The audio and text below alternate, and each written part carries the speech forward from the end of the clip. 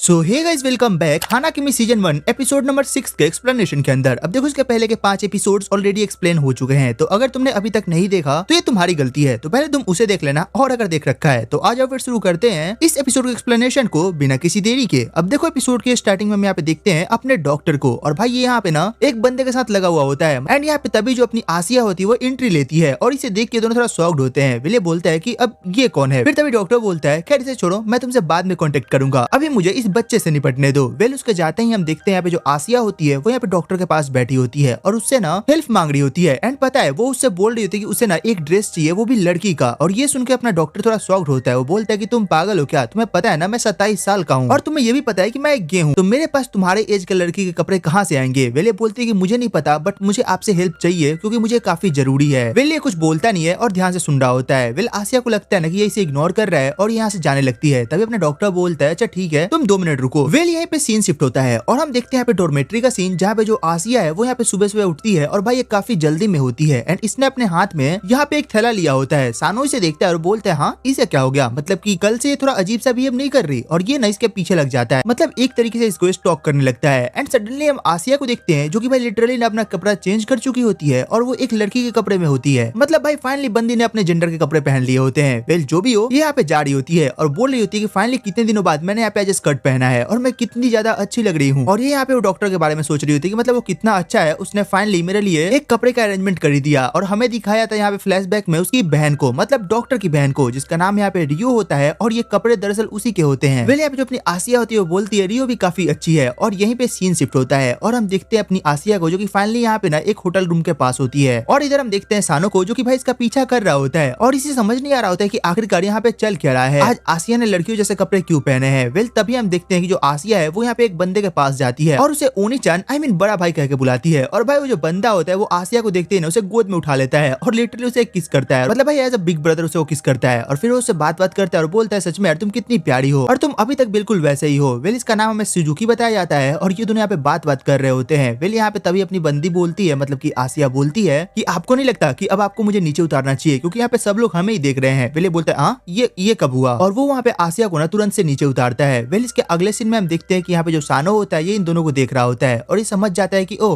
मतलब यहाँ पे बात कुछ ज्यादा ही गंभीर है। वो यहाँ से चला जाता है और बोलता है कि मैं आखिर ये सब कर क्या रहा हूँ, मुझे यहाँ पे आखिरकार आसिया को स्टॉक करने की जरूरत क्या पड़ गई। अगले सीन में हम देखते हैं यहाँ पे आसिया और उसके भाई को जो कि यहाँ पे बैठ के ना कॉफी वगैरह पी रहे होते हैं, और यहाँ पे इसका भाई बोल रहा होता है, आसिया आखिरकार तुम यहाँ पे क्यों आ गई, मतलब कि मुझे बिलीव नहीं हो रहा कि तुम अब इतनी बड़ी हो गई हो कि तुम अपने डिसीजन खुद से ले सकती हो, ये सच में मुझे बहुत अच्छा लग रहा है जान के। वेल अपनी आसिया ने से बात कर रही होती है और मन में सोच रही थी कि मुझे कैसे भी करके इस बंदे से ना अपनी आइडेंटिटी को छुपाना होगा। फिर वो बोलती है, वैसे भाई आप अभी यहाँ पे कितने दिनों के लिए रुकने वाले हो। ये बोलता है करीब 2 हफ्ते, क्योंकि मेरी जो मीटिंग्स है वो 2 हफ्ते तक चलने वाली है, तो मैं 2 हफ्ते तक यहाँ पे रहूंगा। फिर ये सोचती है, ओह तो इसका मतलब ये है कि मुझे कम से कम 2 हफ्तों तक अपने भाई से बच के रहना होगा, मतलब उसे ये पता नहीं चलना चाहिए कि दरअसल उसकी बहन किसी बॉयज स्कूल में जाया करती है। वेल तभी ये बंदा बोलता है, वैसे एक बात बताओ, तुम जिस वो हाई जंपर के लिए यहाँ पे आई थी वो कैसा है, मतलब उसके बारे में तुमने मुझे कुछ बताया नहीं। वेल अपनी बंदी यहाँ पे टॉपिक को चेंज करती है और बोलती है, ठीक है फिर मैं कल मिलती हूँ, और हाँ कल मैं आपको यहाँ पे टोक्यो घुमा दूंगी। वेल बोलता है, हाँ ये क्या बात हुई, मतलब कि मैंने तुमसे कुछ पूछा, बट भाई अपनी बंदी यहाँ पे फुल्ली इसको इग्नोर मारती है और यहाँ से जाने लगती है। बट यहाँ पे सुजुकी होता है उसे ऑलरेडी पता होता है कि जो आसिया है वो किस स्कूल में पढ़ती है, तो अब तुम समझ सकते हो कि इस बंदे का यहाँ पे अगला मूव क्या होने वाला है। वेल सीन शिफ्ट होता है और हमें दिखाया जाता है पे स्कूल का सीन, और यहाँ पे जो अपना नकात्सु होता है वो यहाँ पे सेकिमी और नोए के साथ होता है, और ये तीनों बात कर रहे होते हैं कि यार ये कब हो गया, मतलब जो अपनी सुजुकी है वो यहाँ पे इस नकाओ की कब से इतनी अच्छी दोस्त बन गई, मतलब यहाँ पे चल क्या रहा है, ये दोनों आखिर इतने अच्छे से बात क्या कर रहे हैं, मुझे कुछ समझ नहीं आ रहा। और इधर हम देखते हैं इन दोनों को, मतलब की आसिया और इस पीले वाले बंदे को, जो कि यहाँ पे आपस में बात कर रहे होते हैं। और भाई अगर तुम्हें नहीं पता तो मैं तुम्हें बता दूं कि जो पिंक बालों वाला बंदा है ये दरअसल यहाँ पे ना नानबा को पसंद करता है, मतलब हाँ खैर जो भी हो। और तभी जो अपना नकात्सु होता है वो यहाँ पे बीच में आता है, बोलता है, तुम लोग यहाँ पे बात क्या कर रहे हो, मतलब मैं तब से देखे जा रहा हूँ तुम लोग की बात ही खत्म नहीं हो रही। विले बोलते हैं इससे तुम्हारा क्या मतलब है, यहाँ पे 2 क्यूट लड़के बात कर रहे हैं, तुम जैसे बंदे को यहाँ पे बीच में बोलने का कोई हक नहीं है। ये बोलता है, क्या तुम्हारे अकॉर्डिंग क्या मैं क्यूट नहीं हूँ। ये बोलते हैं कि हाँ बिल्कुल तुम बिल्कुल क्यूट नहीं हो। ये बोलता है बस भी करो, आखिर कौन सा पार्ट मेरे अंदर क्यूट नहीं है। और तभी ये बोलता है क्योंकि तुम्हारे अंदर ना बिल्कुल ही जीरो एस्थेटिक सेंस है। भाई इससे अच्छा सिविक सेंस ही बोल देती, मतलब जीरो सिविक सेंस क्या ही फर्क पड़ता है। और फिर नकात्सु बोलता है, हाँ मुझे पता है, खैर छोड़ो। वेल अगले सीन में हम देखते हैं यहाँ पे अपने आसिया को जो कि यहाँ पे सानो से टकराती है और इसे पता चलता है कि दरअसल जो सानो है वो यहाँ पे प्रीलिमिनरीज के अंदर ना अपना नाम दे चुका है, मतलब वो भी यहाँ पे कम्पीट करने वाला है। वेल सीन शिफ्ट होता है और हम देखते हैं यहाँ पे आसिया के भाई सुजुकी को, और वो लिटरली यहाँ पे स्कूल में आ चुका होता है और वो यहाँ पे आसिया को रंगे हाथों पकड़ लेता है, बोलता है यहाँ पे चल क्या रहा है, तुम अभी के अभी मेरे साथ अमेरिका चल रही हो। ये बोलता है कि नहीं मतलब कि मैं नहीं जा रही कहीं, मेरे को यहीं पे रहना है और मेरे को ये स्कूल पसंद है। वो बोलता है कि नहीं, तुम यहाँ पे बिल्कुल नहीं रही, ये क्या ढंग है, तुम आखिरकार यहाँ पे बॉयज स्कूल में क्या कर रही हो, क्या तुम्हारा दिमाग खसक गया है। बट वेल यहाँ पे से सब कुछ पता चलता है। ये बोलता है कि खैर जो भी हो, मुझे अभी के अभी उस बंदे से मिलना है। मतलब ये यहाँ पे सानो की बात कर रहा होता है। तभी यहाँ पे सानो बीच में आता है और बोलता है तुम्हें नहीं लगता यहाँ पे तुम हद से ज्यादा सीन क्रिएट कर रहे हो। ये बोलता है कि हाँ मुझे पता है कि मैं क्या कर रहा हूँ, तुम मेरे बीच में ना ही बोलो तो ज्यादा अच्छा है। वेल यहाँ पे तभी जो अपना सुजुकी होता है वो बोलता है चलो ठीक है, मैं यहाँ पे आसिया को कहीं नहीं लेके जा रहा, लेकिन उससे पहले ना तुम्हें प्रूव करना होगा। मतलब तुम्हें यहाँ पे मुझे अपना हाई जंप दिखाना होगा। अगर तुम वहाँ पे सक्सेसफुल हो गए तो मैं यहाँ पे आसिया को लेके नहीं जाने वाला। वेल आसिया यहाँ पे उसे क्लियर करते कि दरअसल यहाँ पे जो अपना सानो है उसका एक्सीडेंट हुआ था और पूरी स्टोरी उसके सामने रखती है। ये बोलता है कोई नहीं, अभी मुझे यहाँ पे अमेरिका जाने में 2 हफ्ते बाकी है, तो मैं तुम्हें 2 हफ्ते का टाइम देता हूँ। अगर तुम 2 हफ्तों के अंदर मुझे ये करके दिखा दोगे तो आसिया यहीं पे रहने वाली है, वरना तुम्हें पता है कि मैं इसे यहाँ से लेके चला जाऊंगा। वेल सानो भी इसे एक्सेप्ट कर लेता है। वेल सीन शिफ्ट होता है और हम देखते हैं सानो को जो कि यहाँ पे काफी हार्ड प्रैक्टिस कर रहा होता है। मतलब भाई उसे कैसे भी करके ना अपने आप को प्रूव करना होता है। और तभी हम देखते हैं यहाँ पे नकात्सु आता है और बोलता है आसिया क्या तुम फ्री हो। ये बोलती है कि हाँ बिल्कुल। फिर ये बोलता है कि चलो ठीक है, क्या तुम मेरे साथ कहीं घूमने चलना पसंद करोगे। ये बोलता है कि हाँ हम चल सकते हैं, मतलब मैं वैसे भी फ्री हूँ। एंड इसके बाद सीन शिफ्ट होता है और हम देखते हैं इन दोनों को जो कि यहाँ पे बैठ के ओकोनोमियाकी खा रहे होते हैं। और यहाँ पे जो अपनी आसिया होती है उसे काफी पसंद भी आता है। बिल वो यहाँ पे नकात्सु को थैंक्स भी बोलती है। और अगले सीन में हम देखते हैं कि जो अपनी बंदी है मतलब की आसिया है, उसने यहाँ पे ना ये चीज को पैक करवा लिया होता है अपने सानो के लिए। एंड वेल वो जैसे अपने डोरमेट्री में जाती है वो यहाँ पे काफी धीरे जाती है कि कहीं सानो जग न जाए। बट भाई यहाँ पे जो सानो होता है वो जगा हुआ होता है। वो बोलता है अरे